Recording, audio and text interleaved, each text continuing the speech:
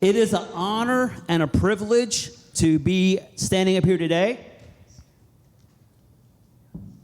for two very big reasons. One is this is July, and if you remember back, some of you that have been here more than a year, you would know that last July, was when me and my lovely bride started here at Inspired Church. So we are now at our 1-year anniversary. Thank you. You guys have been so awesome, so amazing. This is truly like coming back home. Angie was raised here. I was not. But the family atmosphere that I have felt the whole time I've been here has just made it so much easier. I love you guys. And as we reach our next year, we have now exceeded our warranty, so you can't return us. So I can say whatever I want to today, and you can't take me back. So, Pastor Taylor, I know you didn't know that, but, you know, I didn't want to warn you ahead of time. The second reason is because we do have some Spark kids. Where are all the Sparks? 1, 2 here, a couple here. All right, so here's what I want you guys to do. As I go through this message today, I want you to listen very carefully. At lunch and tonight, I want you to quiz Mom and Dad to be sure they were listening. Mom and Dad, your job is, of course, to listen because you may get quizzed later. So, last week, we started a series called Grit. Pastor Taylor talked about, in Hebrews, the running the race, right? And I love how all of this has come together, because what he doesn't know is a couple of weeks ago in Fire, we talked about running the race. We had a fun time with Mario Kart, did we not? All my Fire students, Mario Kart, yeah, we ran amok. I love it. But it's how God just kind of orchestrates it all together. I was teaching them about running the race, and then, of course, last week, Pastor Taylor covered the same thing. But before I get too far into this, I found it's not a definition, but it's a description of the word grit. And as I go through this, I want you to think about this description of grit, okay? Because it will make this whole thing come alive to you. Grit is a psychological and personal trait defined as the combination of passion and long-term perseverance. It represents the ability to push through hardships, maintain resilience in the face of setbacks, and continuously work towards meaningful goals despite challenges and slow progress. Now, you don't have to be tested on that. I just want you to get that idea in your head, okay? You're going to press through. It's perseverance, grit, true grit, right? So I'm going to talk about an individual today in the Bible. You may or may not know, but he exuded grit. So I want to set this up a little bit. As you know, there was an Abrahamic covenant. God told Abraham that he was going to give him the promised land, the land of milk and honey, right? Well, then a few hundred years, we end up with all of the children of Israel in Egypt, and they're slaves, and then God has to pull them out of Egypt, and that's where we get to the book of Exodus, right? We following? I know all of my Fire students should know this because we did a whole history lesson on the Bible. They loved it. Not really. So they come out of Egypt and they get to the promised land, and they sent 12 spies in. 10 came back and said, no way, no how, no show, no go. But then there were 2. One was Caleb and one was Joshua. And they said, we can do it. We can do it. We can do it. But the children of Israel said, no, we can't. So God said, okay, you don't want to go into the promised land? You won't, for 40 years. And they wandered around the desert for 40 years, and then they finally came back. And this is where they sent 2 spies in. I won't go into, that's a whole other story in itself. But this is where I want to pick up. Because in Joshua chapter 1, I'm going to read verses 1 through 3 and then 6. 4 and 5, I'm not saying they're not important. There's just a lot of information there that we really don't need. So Joshua chapter 1, verse 1. After the death of Moses, the Lord's servant, The Lord spoke to Joshua, son of Nun, Moses' assistant. He said, Moses, my servant, is dead. Therefore, the time has come for you to lead these people, the Israelites, across the Jordan River into the land where I am giving them. I promise you what I promised Moses. Wherever you set foot, you will be on land, and you will be on land I have given you. Now, in verse 6, let's skip down, it says, be strong and courageous. This is probably one of my most favorite verses in the whole Bible. Be strong and courageous, for you are the one who will lead these people and to possess all the land that I swore to their ancestors I would give them. So he's reaching all the way back to Abraham. See, listen, Joshua, you're going to be the one that leads them into the land of milk and honey, into Canaan, into the promised land that I have promised them. That's why it's called the promised land. Now, Joshua, if you know Joshua, as a matter of fact, you may not realize this, but we see Joshua every single week. As for me and my house, we will serve the Lord. That's Joshua. That's a dude with grit. He was the one of the first spies that went in, and yet he was now supposed to lead the Israelites in. So, what was the first battle that they went? They had to cross the Jericho. And this is where I want to slow down a little bit. Are you guys familiar with the very first battle across the Jordan? All right, Spark kids, do you guys know the name Jericho? Have you guys ever heard about the story of Jericho? Yes? All right, we have a couple. So, just for you guys that may not know the story, Jericho, the children of Israel came, they crossed the Jordan, they marched around Jericho once on day 1, once on day 2, once on day 3, 4, 5, and 6. On day 7, they were instructed to march 7 times, and the first 6, they were going to be very, very quiet. And then on the 7th, when they were given the cue, they were supposed to make a loud blast on the horns, and the children of Israel were supposed to sing and praise and worship. That's why I love praise and worship so much, because it brings down walls, and the whole city fell flat. We are very familiar with that story, right?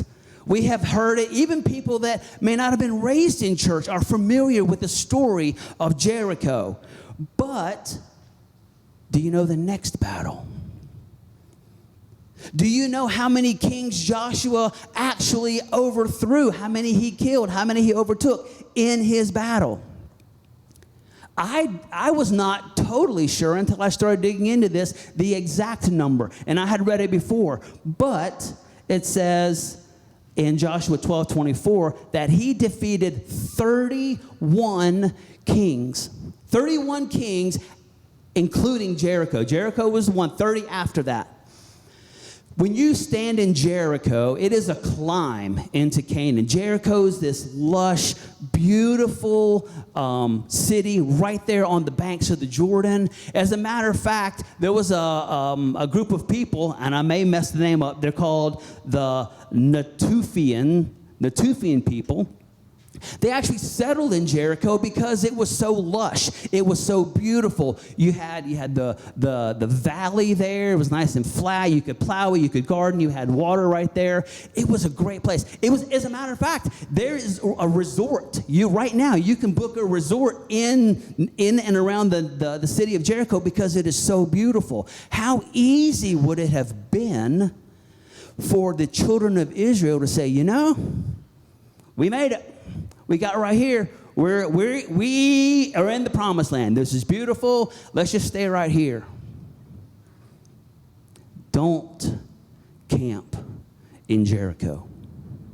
There's so much more that God has for you beyond Jericho. Jericho, from Jericho to Jerusalem to all of the other, the entire land of Israel. It was a climb out of Jericho. But so many times in our personal lives, we want to stop at Jericho. We stop in our comfort. But in verse 6, the second part of verse 6 that we just read, says, be strong and courageous, for you are the one who will lead these people to possess all the land I swore to their ancestors. I will give them. So my challenge to you is to go beyond Jericho. Go beyond where you think. I mean, it's easy to get settled, right? I knew this I would say young man, but he was not very young when I met him, and this was years ago. His name was Mr. Cloyd. Mr. Cloyd. And I was warned about Mr. Cloyd before I met him. And sure enough, when I met him, what I had heard about him was true. The first thing, and likely the only thing he will ever talk to you about, was his time in the NAM. Now, this was 20, 30 years after he served in the NAM. But every time you want to talk to, I had brought, okay, I'm going to test your knowledge here. How many of you guys know, I know Steve knows what an M35 is, a deuce and a half. You see it in the movie Rambo, right? So I had to take one of those over, and I met Mr. Cloyd. And the first thing he says is, man, we had those back in the NAM. Like, yes, Mr. Cloyd, I know you. The thing is, yes, they did have him in Vietnam. Yes, he was in Vietnam. But this was 30 years later. What have you done since Vietnam? Where have you progressed since the NAM? A lot of times we like to cross over into Jericho. A lot of times we like to rest in where we are now because it's comfortable. But God has a whole lot more for you. Amen. There is a song. How many of you guys have ever heard the group? I'm going to show your age. Petra.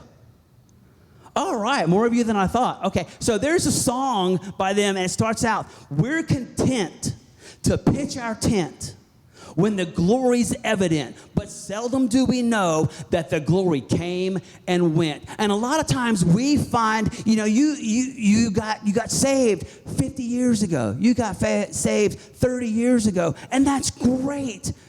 What have you done since? Where are you going since? So rejoice in your victories, but know that God has a bigger plan for you. God has a bigger mission. God wanted the Israelites to take all the land, not just Jerusalem. And I could stand here today, and tell you all of the things that you can do better and you can do better. However, I could really come down on you for not progressing, right? Not growing. And last week, Pastor Taylor talked to us about running the race. Well, how do we run the race? So what I want to do is I want to take the rest of our time, and I could tell you again, don't do this, don't do this, don't do this. But I'm going to tell you some of the do's. This is how we can overcome that lackadaisical, that comfort, okay? And again, I'm talking to myself here too, so I'm not preaching at you, I'm with you. First, realize that growth is God's plan. So all the Spark kids, this is the point number one I want you to talk to your parents about today. Realize that growth is God's plan. That should be point number one. When God created, He created to grow. If I took one of these kids here, whatever age, if I took one of these kids and they stopped growing, you want to take them to a doctor, right? We have many. We're trying to do a garden this year. We've got a new place, and we're doing all this gardening stuff. And some of our plants, it's like we're a hospice. It's where plants go to die. And if those plants don't grow, there's something wrong. That's the same way with us. God has a plan for us to grow. If there is no growth, there is no life. In Ephesians chapter, I'm going to go to 13 through 15. It says, this will continue until we all come to such unity in our faith and knowledge of God's Son that we will mature in the Lord, measuring up to the full and complete standard of Christ. Then we will no longer be immature like children. We won't be tossed and blown about by every wind of new teaching. We will not be influenced when people try to pick up with lies. trick us with lies so clever they sound like the truth. Instead, we will speak the truth in love, growing in every way more and more like Christ, who is the head of his body and the church. I spent a number of my years kind of in this lull. If you don't know, if you have never heard my story, I was raised in church. And for years, I went to church and I was there like every night of the week, twice on Sunday, every Wednesday night. As a matter of fact, there was a time in my life that I was doing something church-related every single night of the week, including Friday and Saturday. And when I went into the military, that all changed, trying to get plugged into a church and all of that. But I just kind of lived in this, well, I'm good. I mean, I'm good. I was raised in church. I gave my life to Christ, but I didn't really feel any progression. And that went on for years and years and years until I was met and had to work with every day. Fellow employees, sometimes God puts them in our life just to make us stronger. I had an atheist and an agnostic, and that's 3 of us out of 4. The other guy was just quiet. But they would question me on things because they knew I was a Christian. I never held that back. But they would question me on things, and I'd be like, wait, huh? What? I never heard that. So then I had to go back. They always kept me on my heels. They always said something like, where did you get that from? And they knew their reasons to dispute Christianity because they studied them and they rehearsed them and they knew them inside and out. I, however, was very comfortable in my knowledge of Christ. And I didn't study anymore. And I tell you, ever since that, and this was not long ago. It was a number of years that I had lived in a rut.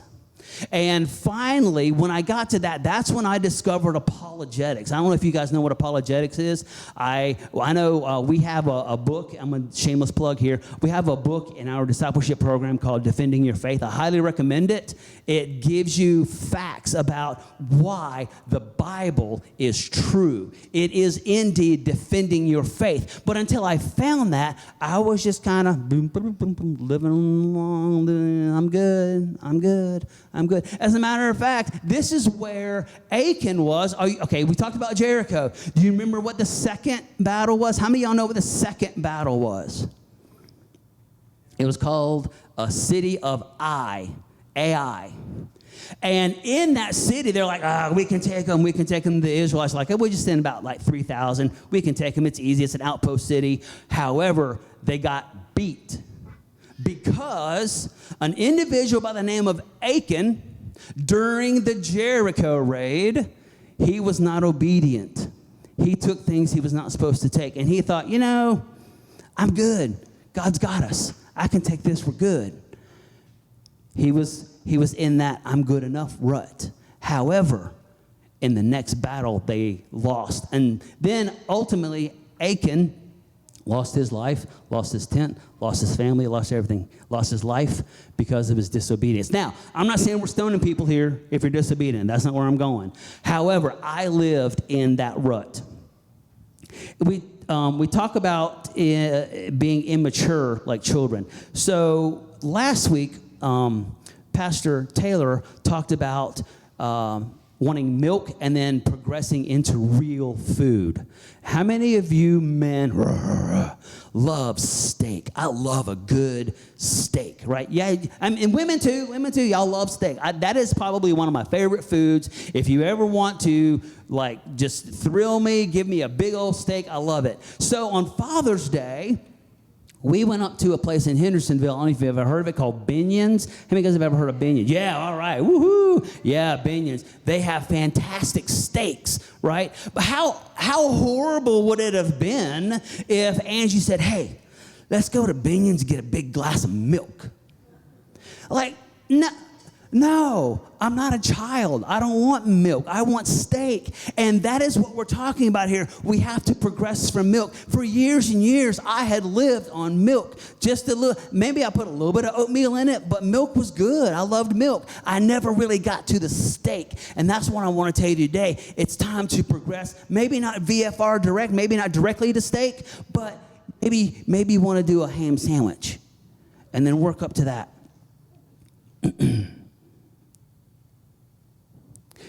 Point number 2, and again, Spark Kids, this is your next question for your parents. What is point number 2? Check your desire. What does your heart crave? What is it that you really, really are thinking about day in and day out and day in and day out?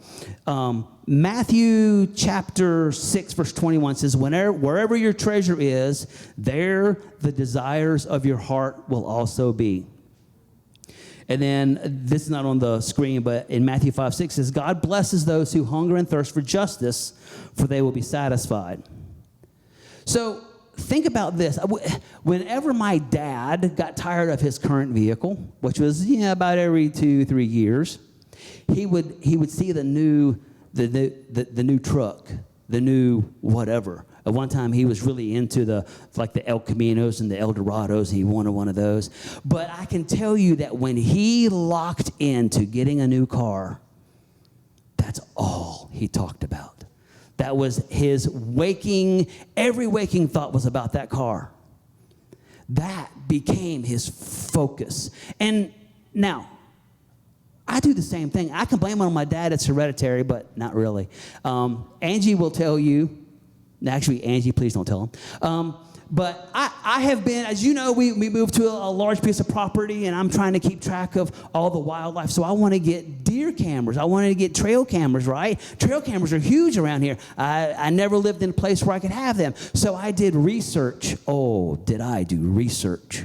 I looked, okay, so how much is the plan on this one? What's the video quality on this one? How far can I be? How in and out and all the different things on these trail cameras. I had no idea there were so many features. It's not like you just put a camera in the woods and you go back and get it and there's pictures. There are all kinds of options. And that became my focus. And I know if I get into that pattern where whatever it is I'm looking for, whatever it is I'm researching, I know I've gotten too far when Angie goes, I'm like, okay, I'll throttle back a little bit. I'm going to keep all those thoughts to myself because it becomes my focus. What is your focus? Sometimes we have to adjust our focus because sometimes what we're really thinking on, what is it that gets you going in the morning? What is it that you get up for? Probably not your job. But what is your focus? What is your desire? A lot of times, how many of you guys have your cell phones? Yeah, have it in your hand. So I have a good friend. We are so distracted by this. Again, Pastor Taylor talked last week about being on social media and getting your word from a 30-second video. This thing right here, when I worked at the airport, I could walk through the airport if there were no passengers or whatever. Everyone at the ticket counter, just like this. I'm like, oh, it's cell phone time. You walk through the grocery store and you'll see kids following behind their mom doing this. This is a weapon of mass distraction. And as soon as you pick it up and turn it on, that screen sucks you in. I wish we did not have to have cell phones. Unfortunately, it's a necessary evil. Don't let this be your desire. There was an experiment done, I believe in England. They had middle schoolers, and for a month, I believe, and the parents had to sign a waiver, the kids, the students, put their cell phone in a locked box. They could not take it home. They could not use it in class. It stayed in the classroom in a locked box. The first couple of hours were not that bad. But I kid you not, by the time they got to the end of the week, there were kids crying because they did not have their cell phone. What is your focus? This is not a downer on cell phones, but we have a society that gets everything right here. So I have beaten that horse to death. Number 3, all right, kids, this is number 3 when to ask your parents. Make a realistic plan. So we're talking about how do we progress? How do we move out of a rut? If we're in a rut, how do we be sure that what we're doing is where we need to go? Make a realistic plan. A lot of times, new Christians, they're like, I'm reading the Bible tomorrow. I'm going to read from Genesis to Revelations. I'm going to have it done by the end of the week, and they're going to have all these notes. No, you're not. You're really not. And if you have that much time on your hands, then maybe we can put you to work somewhere else. But seriously, make realistic plans. Set goals that are challenging but attainable. It says in Luke 9:23, then he said to the crowd, if any of you wants to be my follower, you must give up your own, you must give up your own way, take up your cross daily and follow me. So a lot of times we hear this, that's, take up your cross daily. We hear that. What does that mean? Take up your cross daily. I can tell you that even now, I kind of get into a habit. Okay, we get up, we say our prayers. The prayer is this. And we get into this robotic mode. It's like, wait a minute, what am I doing? I have to do 5 minutes of devotion. I have to do 5 minutes of prayer. Wait a minute. No, not necessarily. If that's what gives you growth, then yes. I have just recently, I'll tell people I'll pray for you, and I do pray for them, but then I forget. So over the last, month or so, I'm like, I tell people I pray for them all the time. And that's a good stance.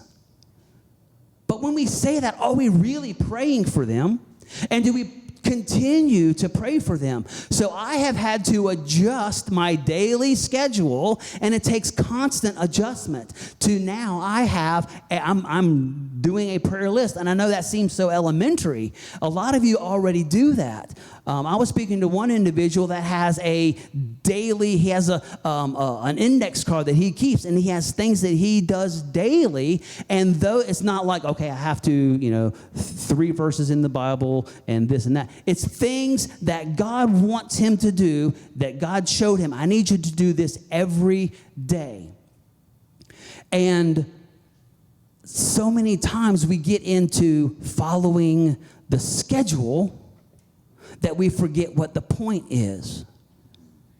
So if you're going to create a schedule like this gentleman I was talking to, this is a schedule that it's flexible. It's not a rut. It's not a do this, do this, do this. Make realistic plans. A lot of times we pray, God, if you would just let me win the lottery. God, if I won the lottery, then I'd have all the time. I would serve you. I would give you 10, maybe even 11%. I would just spend all my time ministering to people. If you're not doing it now, you probably won't then. I was at a Tom Thumb, which is a convenience store in Northwest Florida, and I guess in other places, but down in Florida. I was at a Tom Thumb, had my drink in hand, getting ready to pay for it, and I hear the lady in front of me talk about she's buying a lottery ticket. And she's telling the clerk that, my son, I keep telling him, he says God's going to bless him with the money, but I said, God ain't going to bless you if you don't buy a lottery ticket. And I said, wait. That's when I interjected myself in the conversation I probably shouldn't have. I said, wait, did you say that your son has to buy a lottery ticket for God to bless him with money? I think that God is big enough that he doesn't need a lottery ticket. If he wants to give me money, I'll take it, but I don't need a lottery ticket. But here's the thing. God will bless you with what you can be trusted with. And a lot of times whenever I was asked to pray over the offering at a previous church, I would pray, God bless the gift and bless the giver to the amount that they can be trusted with. Because if I had $1 billion, I may end up buying a condo somewhere or a boat somewhere or move somewhere, and then that would be my focus. So set a realistic plan and take it one day at a time. Take up your cross daily, whatever that means for you, whatever sacrifice that is for you. Be sure that you're not doing it just as a ritual, but that is what God is telling you to do daily. Don't worry about Monday right now. It's Sunday. Don't worry about Tuesday on Monday. Don't worry about Friday. A lot of times when we start on Monday, the first thing we think about is, man, I can't wait till Friday to get here. Don't wish your life away. Live every day. All right, the fourth point. All right, kids, here's the fourth point to ask your parents. Don't let discouragement set in. It's okay if you mess up. I'm going to do this every day and then you miss a day or two. It's okay. Don't beat yourself up. Just move on. It's the saying, it's not how many times you fall, it's how many times you get back up. There's a saying that we had in the military, may your landings always equal your takeoffs. Think about that for a second. Because if you took off and didn't land and get it. Okay. 2 Corinthians 10:12. Oh, don't worry. We wouldn't dare say that we are as wonderful as these other men who tell you how important they are. But they are only comparing themselves with each other, using themselves as the standard of measurement. How ignorant.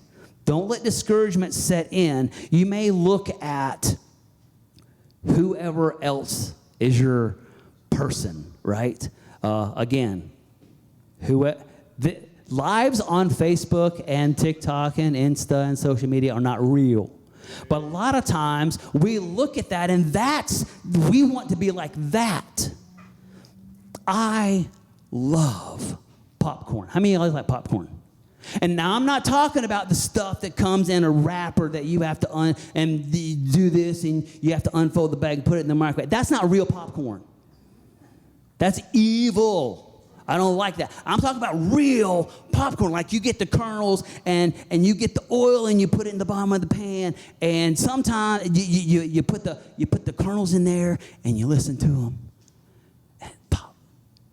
Sometimes if I really, really want to, I'll get some jalapenos and fry in there too. Ooh, jalapeno popcorn. Hey, babe, I think that's what we're doing for lunch. I love popcorn. But you know what's interesting with popcorn is all of the kernels are put in the oil at the same time. The oil is the same temperature throughout. There's not hot spots and cold spots in the oil. However, all of the kernels do not pop at the same time. They have to wait for their time to become a delicious piece of popcorn. So you, as a popcorn kernel, should not compare yourself to someone that maybe pops late as someone else that has popped early. We all have our own race to run. We all have our own path. And we all have to show grit to get through that. It says, again, back, and I don't think we have this on the slide, verse 6 in Joshua, chapter 1, says, be strong and courageous, for you are the one who will lead these people to possess all the land I swore to their ancestors I would give them. The key there is you are the one who will lead. He's talking to Joshua. But you're leading someone somewhere. You may not know it, but you are leading someone somewhere. And they're watching you. And they want to see if this Christian thing is real, or are they just like us? Are they living in the same day to day, or are they growing? Are they progressing? What is their focus? When they get discouraged, when they fall down, do they get back up? You're leading someone somewhere. And this is the last point, and I've gone through 5 of them now, but the last one is probably one of the most important. Number 5, trust the process. No matter where your path of obedience takes you, trust the process. Some of you have likely heard the story of how Angie and I ended up here. The reason we ended up here is because we trusted the process. I've said this before. When they told me my contract ended and I had to turn in my keys and everything that day, I told them, I guess God has a plan. And if you have not heard that story and you want to, see me afterwards. I'll be glad to tell you. Trust the process. God has a plan. And you may be going through something. God, why in the world am I going through this? Why are you bringing me through this? Think about Naomi in the Old Testament. How many of you guys remember the story of Naomi? She was Ruth's mother-in-law, right? Her husband died. Her sons died. And she had 2 daughters-in-law to take care of. Why? God, why would you do this to me? Well, come to find out, her daughter-in-law became the great-great-great-grandmother of Jesus. God has a plan. And sometimes you may be wondering, why do you have me here? What is this path you have me on? Trust the plan. I'm going to ask Chad to come back. I want to close with this quote. And I wish I knew who said this, but it was anonymous, so I can't give them credit. The person you were years ago will look at your life today and call it a miracle. Don't let comfort make you blind to answered prayers. If you look back, you may say, I was saved 20, 30 years ago. And you may not think that you have progressed. But if you look back, it'll seem like just a moment ago, but it'll also seem like so long ago. Don't get comfortable where you are. Always rejoice in your victories and always forge ahead.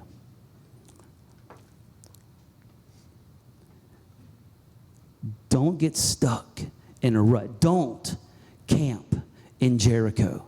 Jericho was a beautiful place before the walls came down. And it would have been very easy to just stay right there. But I challenge each and every one of you today, look for that next step of growth. What is it that you can change? What is it that you can alter? God, show me how to grow. Show me where to grow. Show me what to do so I can progress. And I can guarantee, just like I said before, trust the process. There is a path that will lead you through. You may not understand it now, but you will make it through. Let us pray. Dear Heavenly Father, you are awesome and you are amazing and we love you. And I thank you just for the opportunity to be here and stand in front of this family. I pray, God, that you will take the words that you have spoken, God, that you will take these words and you will implant them in our hearts and in our lives, that, God, we won't be satisfied to camp wherever our Jericho is right now. That, God, we will want to move to the next step, move to the next battle, move to the next mission, because Jericho is not where you want us to live. God, reveal in us your mission. Reveal in us where you want us to be. Take us through whatever it is we need to go through. Help us set our focus on you. Take us through and help us to trust the path.